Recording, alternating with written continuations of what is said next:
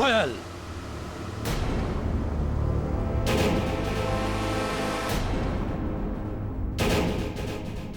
क्या बचपना है ये? मैं बच्ची नहीं हूँ अंकल, नहीं मैं बच्ची। मुझे अपनी जायदाद चाहिए अभी, राइट नाउ।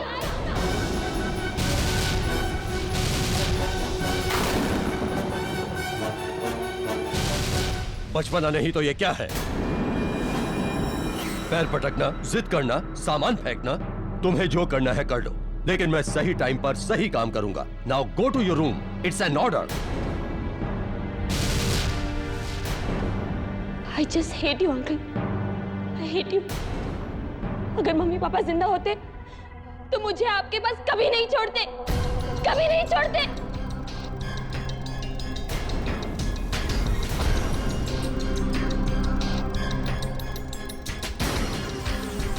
कर्नल साहब, कोयल अभी बच्ची है, उसकी बातों का बुरा मत मानिए।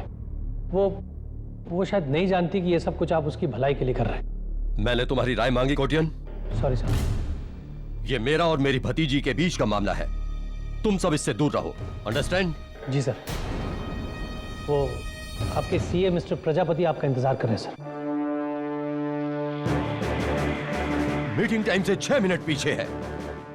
यू सिविलियंस टाइम की वैल्यू नहीं जानते। Every second count, you understand? Go and send him. Mrs Gomes. Sir. 4:55 हो चुके हैं। ठीक 5 बजे मुझे मेरी चाय चाहिए, otherwise you will be fired. Sir. अरे तुमसे अच्छा सीए तो ये मेरा पीए है। कल सुबह 11:20 तक मुझे ये प्रॉपर ऑडिट चाहिए, अंडरस्टैंड?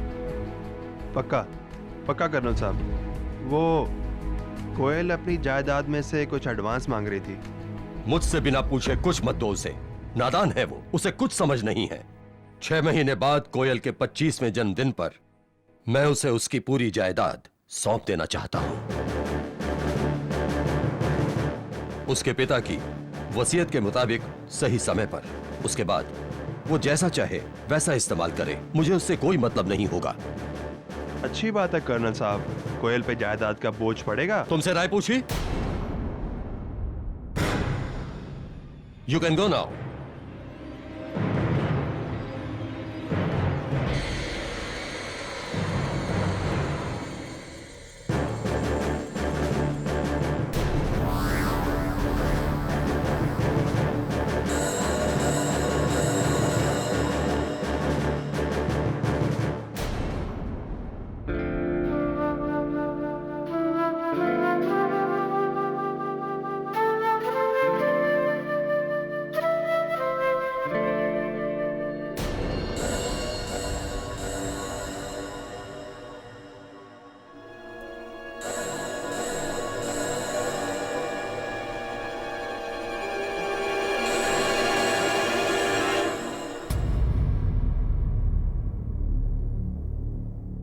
रो मत कोयल बेटी, मैं तेरा दर्द समझती हूँ। नहीं मिसेस गोम्स, अंकल मुझे मेरे ही जायदाद के लिए ऐसे तड़पा नहीं सकते। मैं सोच रही हूँ कि मैं किसी लॉयर से बात करूं। तू अंकल पर केस करेगी? अंकल नहीं है वो, नहीं है मेरे अंकल, वक्त के पावन जल्लाद है। काश वो मेरी जिंदगी में नहीं होते, काश।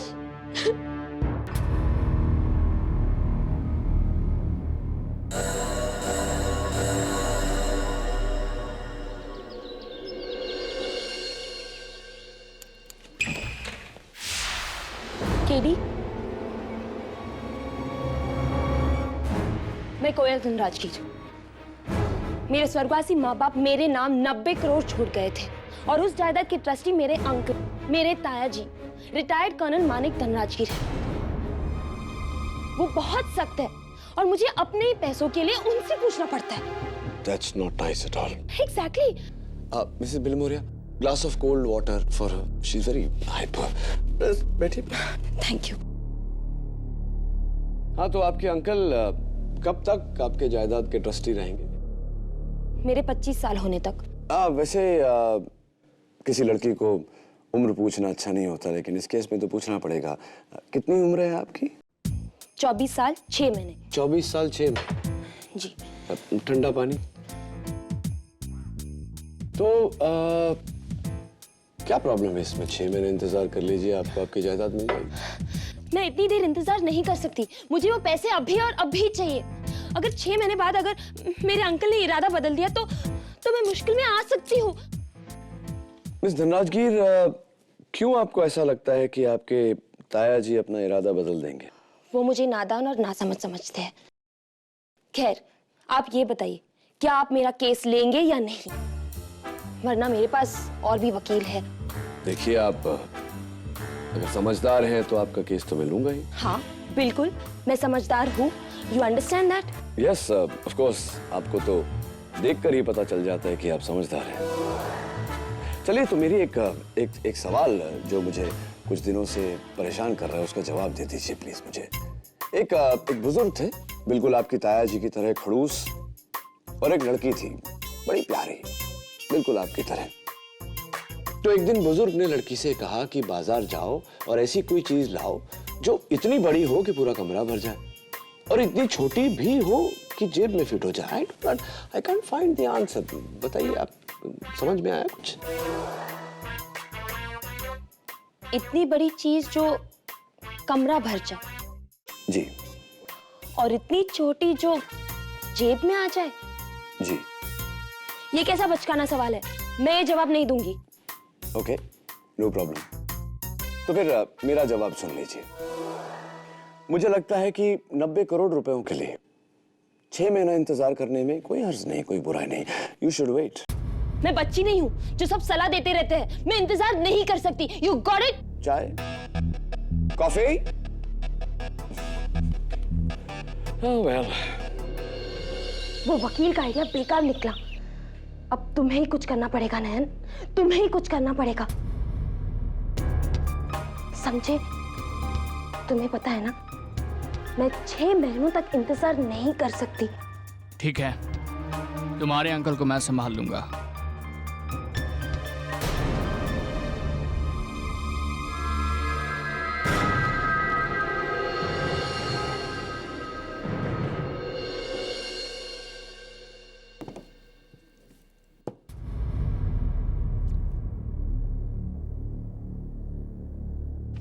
सावंत, तुझे पता है, सच तो यह है कि केडी पाठक मेरे बिना एक केस भी नहीं जीत सकता। मैं एक फोन घुमा दूं ना। हेलो, मैं सागर बिला मलाबार हिल से कर्नल मानिक धनराजगीर बोल रहा हूँ। मुझे पुलिस कंप्लेंट करनी है। 1 मिनट सर। दवे सर, एक कंप्लेंट है। कर्नल धनराजगीर। कौन कर्नल? अरे सर, बड़ा ही खड़ूस आदमी है, लेकिन लाइफ में कभी झूठ नहीं बोलता। 1 साल तक उसके बंगले के बाहर मेरी पोस्टिंग थी। आप बात करो। हेलो, मेरी भतीजी कोयल मुझे मारना चाहती है। Help help. लेकिन आप, हेलो हेलो। चल सावंत।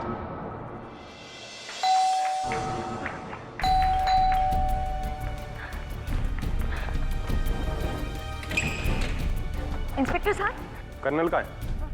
ऊपर कमरे में वहाँ एक आदमी है, मैंने उसे बंद करके रखा है। अब जल्दी चलिए प्लीज। चलो।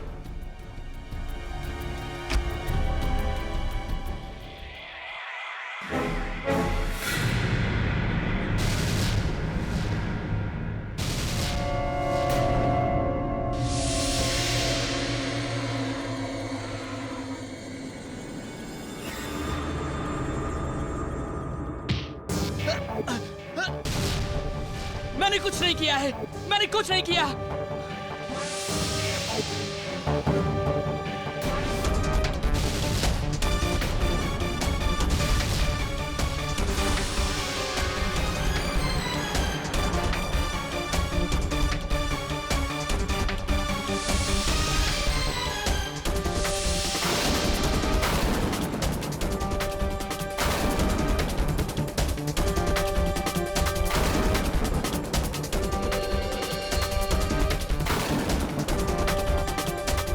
कोयल, बताओ ना इन्हें, मैंने कर्नल का खून नहीं किया।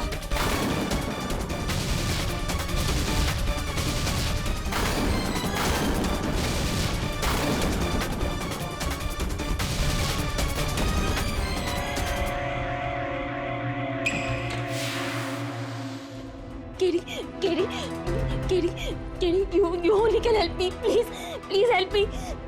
मेरे अंकल का मर्डर हो गया और उसका इल्जाम नयन पर, मेरी दोस्त नयन पर है. Please only you can help me. I will. Calm down. Sit down. No, you listen to me. You can only help me. अगर उसे कुछ हुआ ना, मैं जीती जी मर जाऊंगी. कुछ नहीं होगा. मैं मर जाऊंगी. Calm down. I'll die. Nothing will happen. Calm down. No, you listen to me. Help me, please. Mrs. Billmore, आप. Okay, listen to me. You have to help me.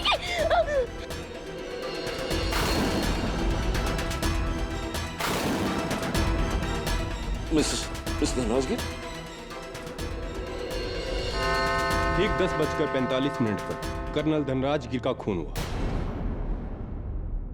जब हम वहां पहुंचे तो हमने इस लड़के को रंगे हाथों पकड़ा.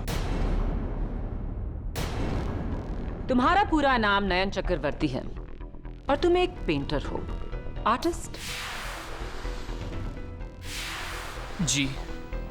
उस दिन कर्नल धनराजगिर के बंगले में उनके कमरे में तुम क्या कर रहे थे?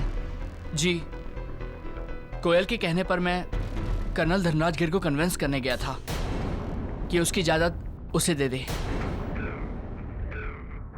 और जब वो नहीं माने तो तुमने उन्हें धमकी दी और गुस्से में आकर उन्होंने पुलिस को फोन किया और उस दौरान तुमने इस चाकू से कर्नल का मर्डर किया. नहीं, मैं जब उनके कमरे में पहुंचा तो उनकी लाश ऑलरेडी फर्श पर पड़ी हुई थी. तुम उनके कमरे में कितने बजे पहुंचे? मेरे हाथ में घड़ी नहीं थी. पर तुम्हारे हाथ में चाकू था और उस चाकू पर तुम्हारी उंगलियों के निशान.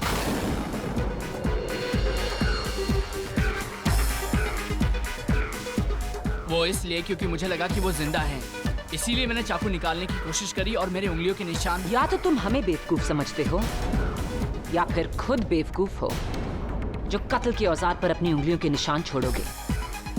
और उस हथियार के साथ तुम्हें देखा मिसेस गोम्स ने, उस घर की हाउसकीपर.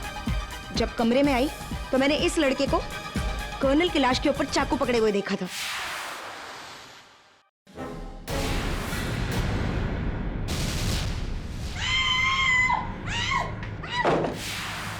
अब तो और भी पक्का हो गया कि खून तुम ही ने किया नयन. योर ऑनर, इस केस में एक अहम सच ये है कि कर्नल साहब का कत्ल सुबह ठीक 10:45 पर हुआ. नयन उस कमरे में एग्जैक्टली कितने बजे गया, ये ना तो नयन को खबर है ना ही मिसेस गोम्स को. Time is of essence in this case. इसीलिए योर ऑनर, कातिल तक पहुंचने के लिए हमें यह पता लगाना बहुत जरूरी है कि कौन कौन उस कमरे में कितने बजे गया.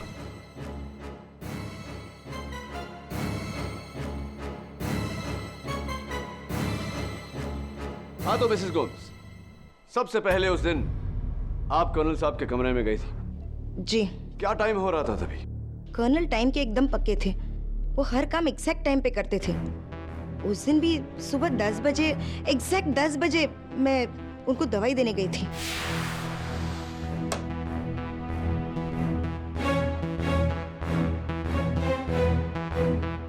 सब मेडिसिन का टाइम हो गया. गर्मी हो रही है, एसी ऑन करो.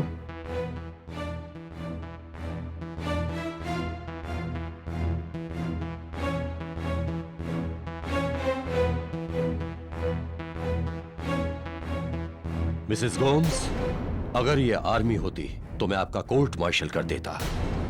आप मेरी एम्प्लॉय होकर उस लड़की का साथ दे रही हैं. सर, कोयल मेरी बच्ची जैसी है. उसके जायदाद का पैसा उसके पेरेंट्स और मेरे पुराने एम्प्लॉयज का है. आपका कोई हक नहीं बनता कि... मिसेस गोम्स, अपनी औकात से ऊंचा बोलने की हिम्मत मत कीजिए. तुम कोयल की मां नहीं, उसकी दाई हो दाई. लेकिन वो जब से अकेली हुई है तब से मैंने उसे एक माँ की तरह पाला है और आपकी वजह से उसे कोई तकलीफ हो ये मैं देख नहीं सकती. और मैं भी तुम्हें देखने नहीं दूंगा. ये महीना खत्म होते ही मैं तुम्हें इस नौकरी से निकाल दूंगा.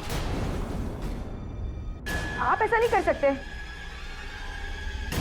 मैंने अपनी लाइफ के 30 साल दिए इस घर को. You can't do this to me. अपनी भतीजी को तुम जैसे भड़काने वाले लोगों से बचाने के लिए मैं कुछ भी कर सकता हूं। Get out.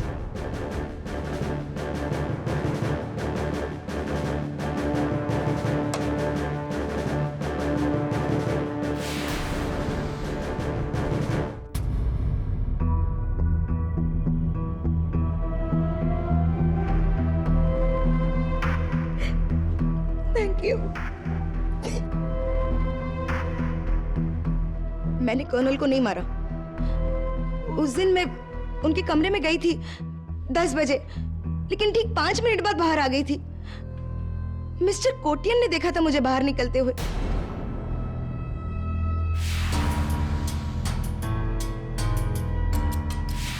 Yes your honour, Mrs Gomes बिल्कुल सच बोल रही है। मैं कर्नल साहब के ऑर्डर के अनुसार रोज 10:05 पर उन्हें उनके अपॉइंटमेंट की लिस्ट देता था। कम इन।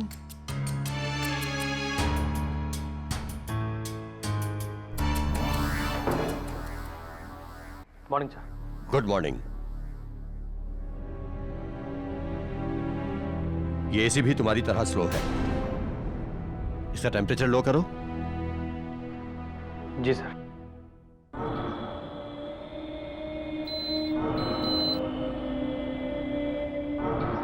सारी अपॉइंटमेंट्स का ऑर्डर गलत है। कोटियन, तुम किसी काम के आदमी नहीं हो। टाइम की वैल्यू नहीं है तुम्हें। Every second counts. Understand? Yes sir. मेरा निकम्मा सीए प्रजापति आने वाला था। आया क्या? जी अभी तक तो नहीं। अरे तो फोन लगा उसे। अगर आज भी वो लेट आया ना तो उसकी नौकरी तो गई। I will throw him out. जी सर, अभी लगा था उसका।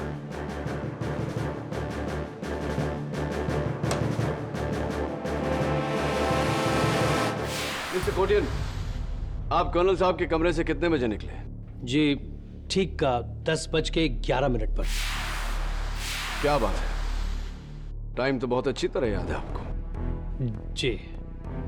एनीवे, आपके बाद कौन गया था उस कमरे में?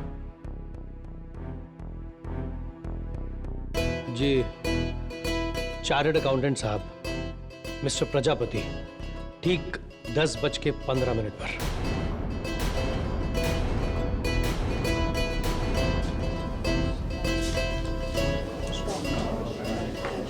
Order order. मिस्टर प्रजापति, आप कर्नल धनराज गिर के घर 10:15 पर पहुंचे, उनकी मौत से आधा घंटा पहले, राइट? जी, और बंगले पे आते ही मिस्टर कोटियान मुझ पे भड़के। फोन क्यों नहीं उठा रहा ये प्रजापति जी? 10:15 हो गए। घड़ी देखिए आपने, आप पूरे 5 मिनट लेट हैं। लेट आप आते और सुनना मुझे पड़ता है यहाँ। तब तो अगली बार मैं और लेट आऊंगा।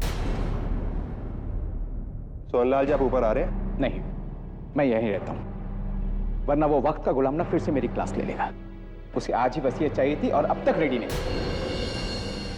अच्छा ये बताओ, तुम्हें कितना टाइम लगेगा? बस 10 मिनट, ये पेपर्स लेके निकलते हैं। ठीक है, मैं यहीं। चलो चलो जल्दी चलो।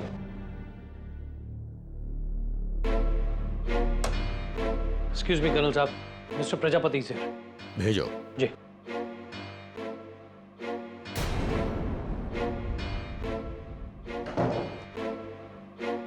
लेट आने के लिए I am so sorry sir.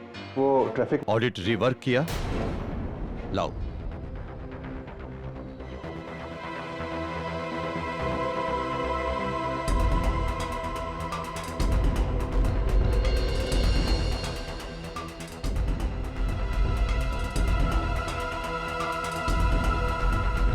सब कुछ इन ऑर्डर सर। ठीक है, इसकी 4 कॉपीज करवाकर कल इनकम टैक्स ऑफिस में ठीक 2:20 पर मुझे मिलो। 1 मिनट भी लेट मत करना, ओके?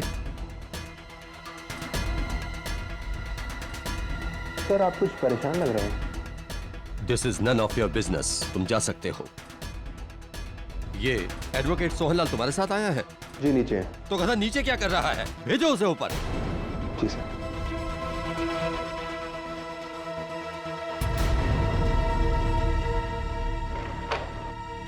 तो आप उस कमरे में दाखिल हुए 10:22 पर और आप 10:34 पर उस कमरे से निकले। एग्जैक्ट। कर्नल के साथ रहकर हमें हमेशा अपनी घड़ी को बार बार देखना पड़ता था। फिर क्या हुआ? देखिए, सब कुछ टाइम से हो जाना चाहिए, वरना आप जानते हैं कर्नल साहब को, एक बार टाइम फिक्स कर लिया तो। जी जी जी, नहीं मैं आपको डरा नहीं रहा हूँ जी, प्लीज। मुझे क्या पता, मैं उनका पीए नहीं हूँ।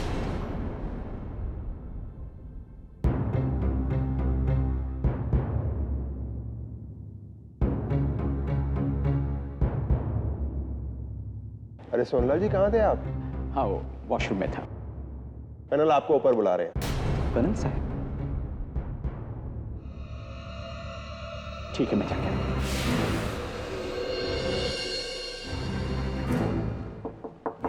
कर्नल साहब। सोहनलाल, वसीयत लाए हो? नहीं साहब, वो कल तक हो जाएगा। Then get lost. Get out from here. Colonel ने मुझे दरवाजे से ही भगा दिया। और आपने खूनी को या कुछ नहीं देखा? देखा मैंने, कोयल धनराज गिर।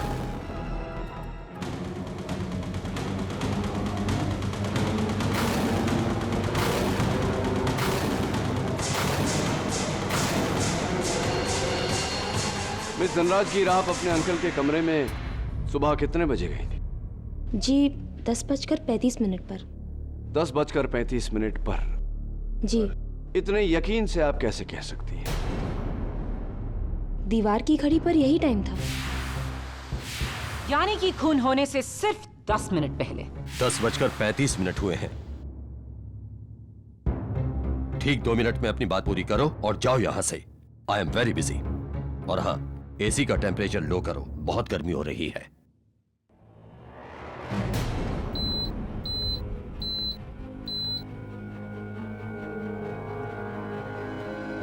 अंकल, मैं आपसे आखिरी बार पूछ रही हूँ, क्या आप मेरी जायदाद मेरे नाम कर रहे हो या नहीं?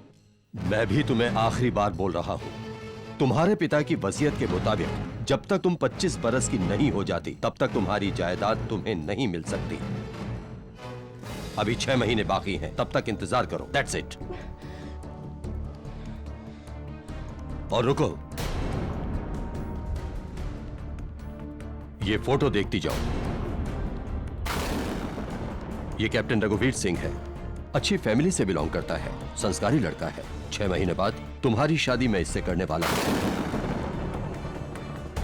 पर अंकल। मुझ पर भरोसा रखो कोयल, तुम अपना अच्छा बुरा नहीं समझती। मैं जो कुछ भी करूंगा ठीक करूंगा। 2 मिनट हो गए, यू कैन गो नाउ।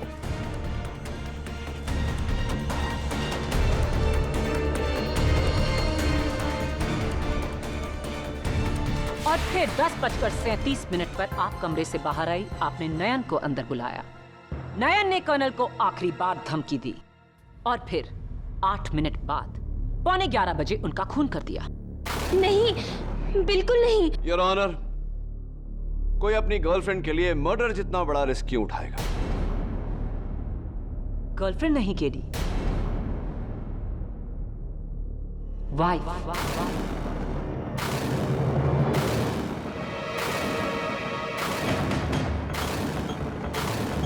ये है कोयल धनराज गिर और नयन का मैरिज सर्टिफिकेट जो हमें फैमिली कोर्ट से मिला है। आप कोयल के दोस्त नहीं, बॉयफ्रेंड नहीं, बल्कि पति हैं। आप दोनों ने दुनिया से छुपकर शादी की और आपका ये राज 7 महीने के बाद दुनिया के सामने खुलने वाला था। और वो इसलिए क्योंकि कोयल 2 महीने प्रेग्नेंट है।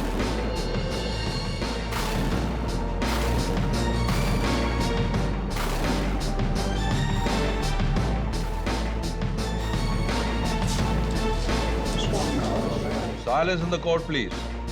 और इसका सबूत है ये गायनोकोलॉजिकल विजिट्स की रिपोर्ट्स और सोनोग्राफी रिपोर्ट्स जो हमें होमवेल क्लिनिक से मिले।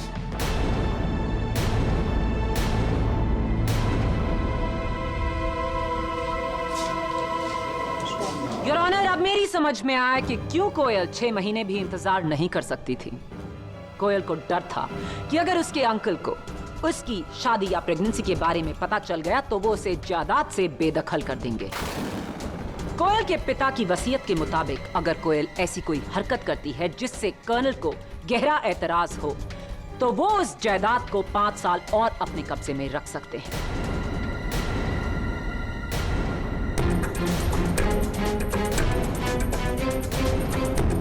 और उस जायदाद के चक्कर में कोयल के कहने पर नयन ने बड़ी बेरहमी से कर्नल धनराजगीर की हत्या की, ताकि उसके बाद सारी जायदाद कोयल की यानी कि नयन की हो जाए। और इसका सबसे बड़ा सबूत है चाकू पर नयन की उंगलियों के निशान और कर्नल धनराजगीर का वो फोन कॉल जहां उन्होंने साफ कहा कि कोयल उन्हें मारने की धमकी दे रही है। हेलो, मेरी कोयल भतीजी मुझे मारना चाहती है।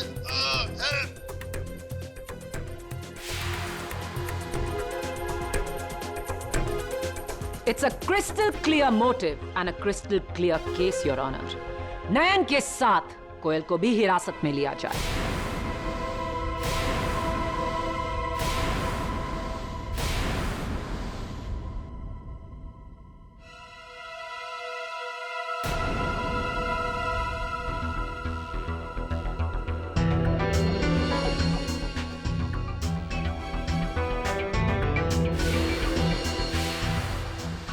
मैं कर्नल साहब के ऑर्डर के अनुसार रोज 10:05 पर उन्हें उनके अपॉइंटमेंट की लिस्ट देता था।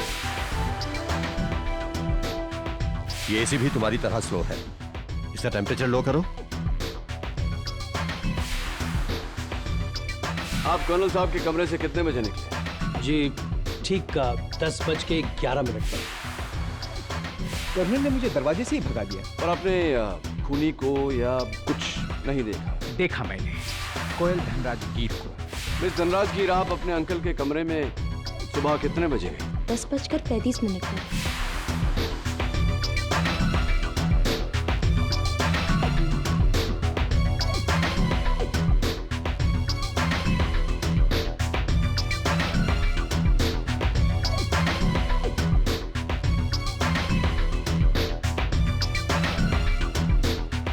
एसी का टेम्परेचर लो करो, बहुत गर्मी हो रही है।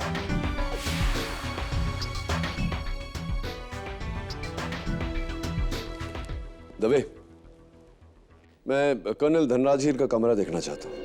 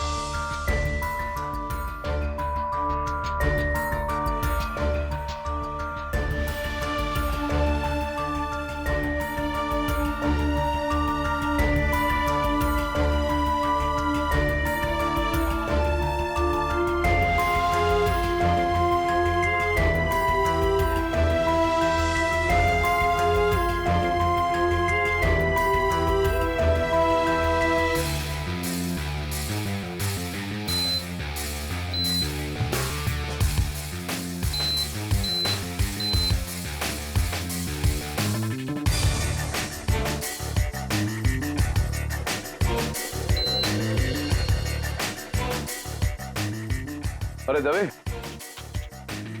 पुलिस स्टेशन में जब कर्नल साहब का फोन आया था तो फोन तुमने उठाया था किसी और ने? सावंत ने।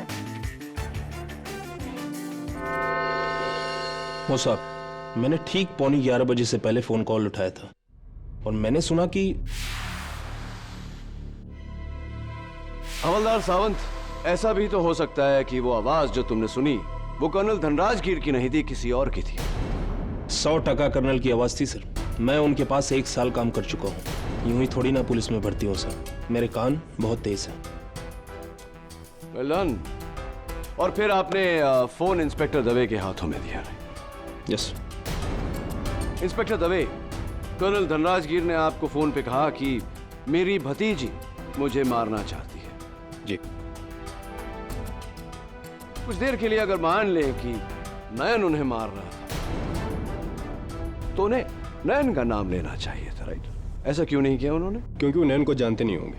लेकिन कोई और संकेत दे सकते थे, ये कह सकते थे कि मेरी भतीजी मुझे मरवाना चाहती है, क्योंकि उन्हें कोई और यानी कि एक मर्द मार रहा था, तो कोई और संकेत दे सकते थे, क्यों नहीं दिया? मरता हुआ आदमी हर डिटेल पे ध्यान थोड़ी देगा। मरता हुआ आदमी डिटेल पे ध्यान नहीं देगा। ओके। पते की बात यह है कि कर्नल धनराजगीर ने मरते समय कोयल का नाम लिया। इंस्पेक्टर दवे, एक बहुत पुरानी कहावत है, मरते समय इंसान झूठ नहीं बोलता। तुम तो मेरी भाषा बोल रहे हो KD. Koyal is guilty. Absolutely not prosecutor साहिबा। कर्नल साहब ने फोन पर जो बात कही थी कि मेरी भतीजी मुझे मारना चाहती है, ये आपके नजरिए से सच है, लेकिन मेरे नजरिए से झूठ। मिस धनराजगीर ने कर्नल साहब को न मारा है न मरवाया है। तो फिर उन्होंने कोयल का नाम क्यों लिया? ये बात तो मैं भी सोच रहा हूँ। योर ऑनर, कर्नल साहब ने जब पुलिस स्टेशन फोन किया तो सबसे पहले उनकी बात हवलदार सावंत से हुई, जिनको उन्होंने अपना नाम और पता बताया।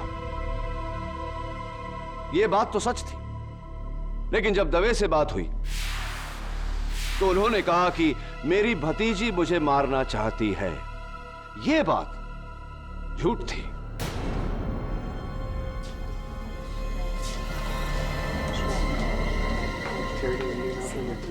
Silence in the court, please. एक ही बात में योर ऑनर, आधा सच आधा झूठ। मेरी थियरी के अनुसार वो एक नहीं दो आवाजें थी, दो इंसान थे। पहली आवाज कर्नल की, जब उन्होंने हवलदार सावंत से बात की और हवलदार ने उनकी आवाज को पहचाना। लेकिन जब दवे ने फोन पर बात की तब वो आवाज कर्नल साहब की थी ही नहीं, किसी और की थी।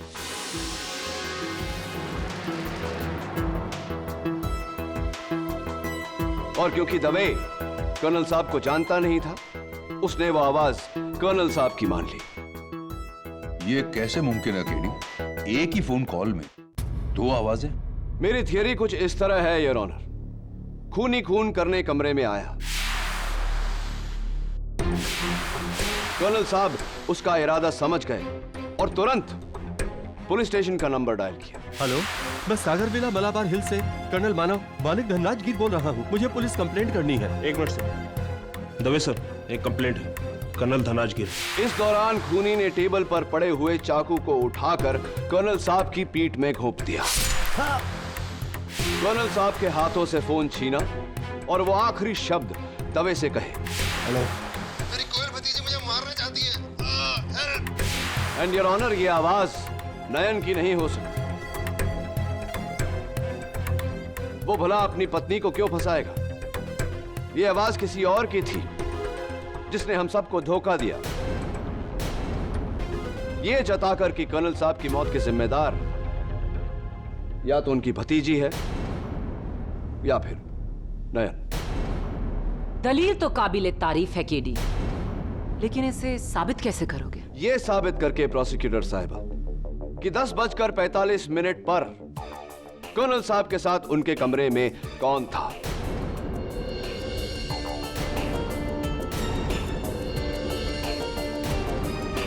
एडवोकेट सोहनलाल या पीए कोटियान, सीए प्रजापति या फिर Mrs Gomes? And your honour, मेरे इस सवाल का जवाब देगा इस केस का सबसे बड़ा गवाह, कर्नल साहब के कमरे में लगी हुई यह घड़ी। लेकिन उससे पहले योर ऑनर, मैं मिसेस गोम्स को कटघरे में बुलाने की इजाजत चाहता हूं। इजाजत? Mrs Gomes, just one question. आपके बयान के मुताबिक जब आप कर्नल साहब के कमरे में गई तो उन्होंने आपसे एसी ऑन करने को कहा। जी। आपने एसी ऑन किया, उस वक्त एसी का टेम्परेचर क्या था? 22 degrees. Thank you mister Kotian. Mrs Gomes ने कहा कि जब उन्होंने एसी ऑन किया तो एसी का टेम्परेचर 22 डिग्री पे था। कर्नल ने आपको टेम्परेचर कम करने को कहा था। कितना कम किया आपने? जी 4 डिग्री कम, 22 से 18 डिग्री। 22 से 18। Thank you mister Kotian. Mrs Dhanrajgir, आपने अपने अंकल के कहने पर एसी का टेम्परेचर कम करने के लिए रिमोट उठाया। क्या आपने देखा उस वक्त एसी का टेम्परेचर क्या था? 22 डिग्री, और मैंने एसी का टेम्परेचर 18 कर दिया था।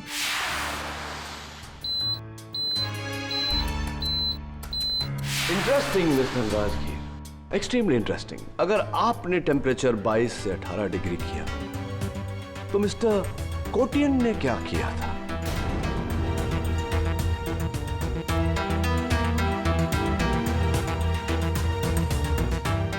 लेकिन मैंने एसी का रिमोट लेके उसे कम किया था। नहीं मिस्टर कोटियन, आपने एसी के उस रिमोट से एसी का तापमान कम नहीं किया था, आपने एसी के उस रिमोट से दीवार पर लगी हुई घड़ी का समय बदला था।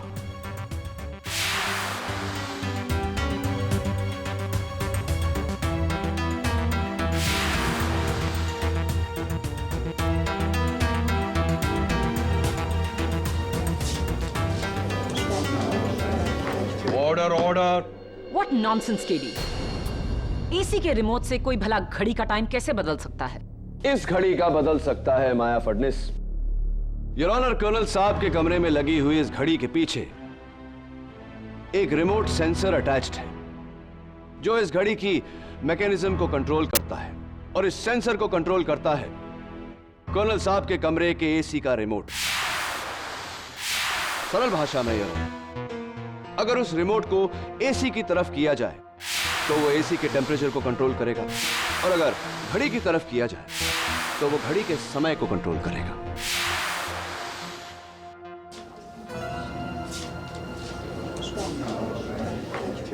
Silence in the court please.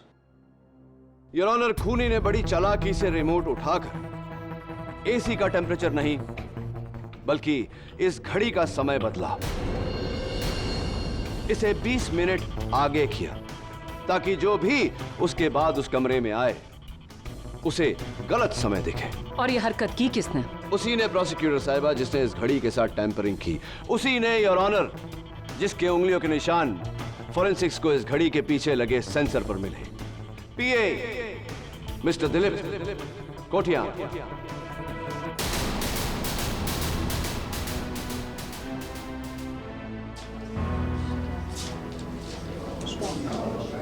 Order order. हाँ, मैंने ही घर की सारी घड़ियों का टाइम बदला था,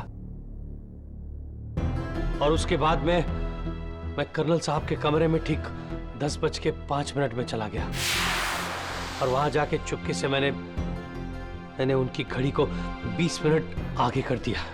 यानी कि जिस समय आप उस कमरे से निकले तो घड़ी का टाइम 10:11 नहीं 10:31 10:31 AM था। जी। लेकिन उसके बाद तो सीए प्रजापति कमरे में आए थे। जी नहीं, यह मिस्टर कोटियन का एक और झूठ था, क्योंकि इनके बाद उस कमरे में और कोई नहीं गया, सीधा मिस धनराजगीर गई थी।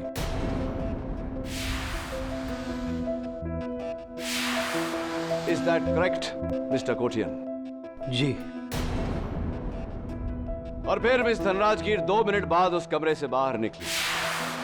नकली टाइम 10:37, असली टाइम 10:17 10:17 AM। और कोयल के बाद कमरे में कौन आया था? कोयल के वहां से जाने के बाद सीए प्रजापति वहां आए, और उनके बाद एडवोकेट सोहनलाल जो कमरे में आए बिना वहां से चले गए। यही सीक्वेंस था ना मिस्टर कोटियन? बिल्कुल वैसा ही जैसा आपने प्लान किया था। जी, लेकिन ये सारा प्लान मेरा नहीं था। मैंने कर्नल साहब को नहीं मारा है, कर्नल साहब को मारा है उसने।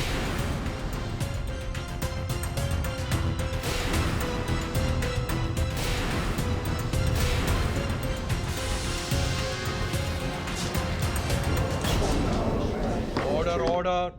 अरे मुंह छिपाने से सच नहीं छिप जाता मिस्टर प्रजापति। आइए कटघरे में। आपका समय समाप्त हुआ, और should I say your time is up? Your honour, Koyal के बाद सीए प्रजापति कर्नल साहब के कमरे में दाखिल हुए।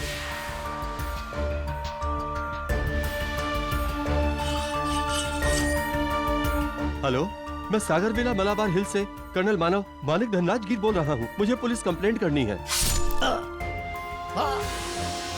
मेरी कोयल भतीजी मुझे मारना चाहती है। Help help. उनकी जान ली, उनके हाथ से फोन छीना, पुलिस से बात करके उनको गुमराह किया, फिर नीचे जाकर एडवोकेट सोहनलाल को ऊपर भेजा ताकि सबको यह लगे कि कर्नल साहब जिंदा है। एडवोकेट सोहनलाल ने जो आवाज सुनी थी वो कर्नल साहब की नहीं, पीए दिलीप कोटियान की थी। कर्नल साहब, सोहनलाल, वसीयत लायो?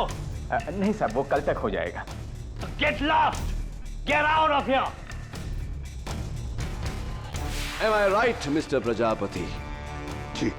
और घर की तमाम घड़ियों के साथ एडवोकेट सोहनलाल की घड़ी को भी 20 मिनट आगे कर दिया गया। और मेरा शक आप पर ही है मिस्टर प्रजापति। क्या मेरा शक सही है? हाँ, वहां आने से पहले मैंने जानबूझकर एडवोकेट सोहनलाल की घड़ी की तारीफ की और मुझे बहुत लेट हो गए। हाँ यार, बहुत लेट हो गया, करना चिल्लाएगा। अरे सोहनलाल जी, बहुत अच्छी घड़ी है। हाँ, कहाँ से ली? वो लास्ट टाइम पेरिस गया था ना, वहाँ से लिया था। काफी महंगी लगती है। हाँ, काफी महंगी है। चलिए, वो लेट हो रहा है। जिस तरह पीए कोटियन ने टाइम को आगे किया था, पुलिस के वहां आते ही उसने उसी तरह टाइम को 20 मिनट पीछे कर दिया ताकि किसी को शक न हो।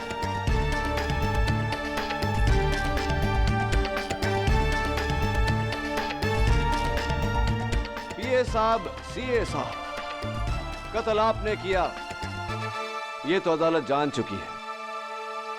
अब कत्ल क्यों किया ये आप बताएंगे या मैं बताऊं अदालत को?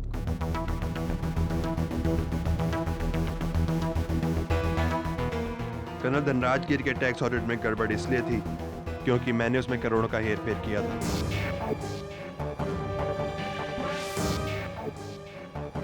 इसलिए मैंने कोटियान को पैसों का लालच देके उसे इस प्लान में शामिल किया। हम दोनों ने ही कमरे की घड़ी का टाइम बढ़ाया ताकि कोयल को लगे कि वो 10:35 पर कर्नल से मिली। इससे हम अदालत में साबित कर सकें कि मैं कोयल से पहले अंदर गया, लेकिन सोहनलाल हमारा झूठ पकड़ सकता था।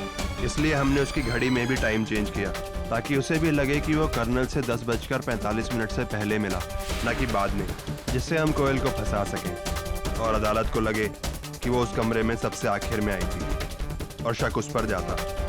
और फिर नयन के वहां आने से हमें लगा कि अब तो हमारा बचना और भी आसान हो गया। जज साहब, खून मैंने किया है,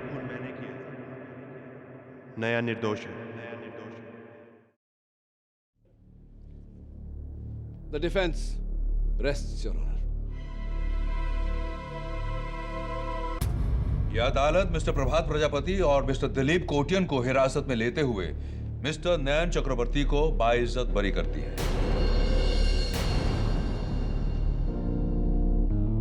the case is closed.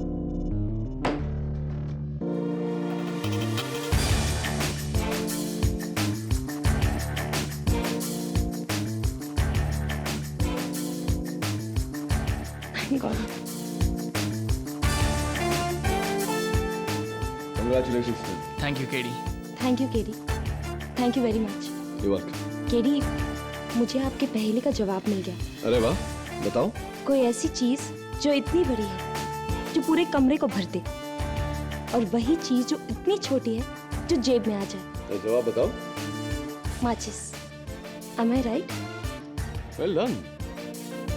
I hope इसी तरह तुम दोनों की जिंदगी भी रोशन हो जाए। Wish you all the best. Thank you, KD. Bye.